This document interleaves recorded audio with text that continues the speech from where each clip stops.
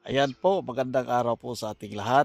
Sa araw ngayon na ating tour of duty ay papakita ko sa inyo ang aking napuntahan ngayon sa araw na to, araw ng Martes, June 9, 2024. Ayan po, dito tayo sa isang lugar kung saan maraming magagandang tanawin. Nandito tayo sa uphill at i-share ko sa inyo ang aking nakikita dito kasi bago magtapos ang ating tour of duty dito sa Minglanilla, Cebu, ay ito muna ang aking ipapakita para naman tayo ay mayroong documentation sa ating mga tour of duty. Ayan po mga ka-adventure, papakita ko sa inyo ang lugar na yan kung saan magagandang tanawin ang ating makikita doon papunta sa baba, at para na lang tayong lumilipad andito sa taas kasi maraming mga mountain formation mga ka-adventure.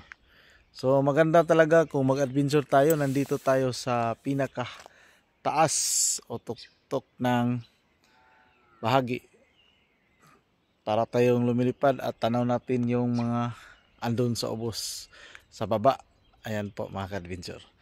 So papakita ko sa inyo ngayon dito ang aking paligid, at ito naman yung daan papuntang Campus City. Papunta na yan doon sa Naga.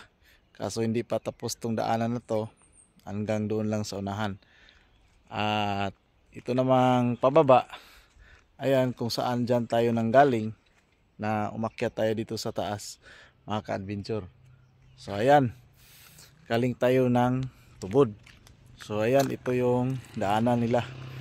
So ayan mga ka-adventure, maraming dumadaan dito.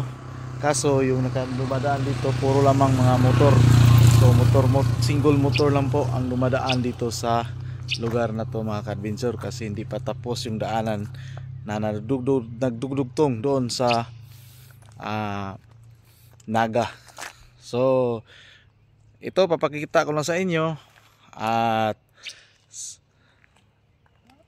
napakagandang tingnan.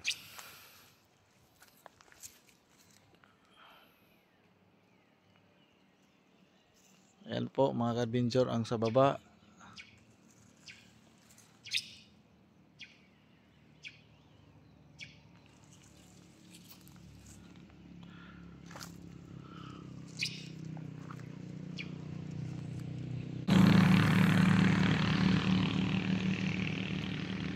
So tandito tayo sa taas mga ka-adventure. Tingnan yung sa baba na yung bahagi na yan.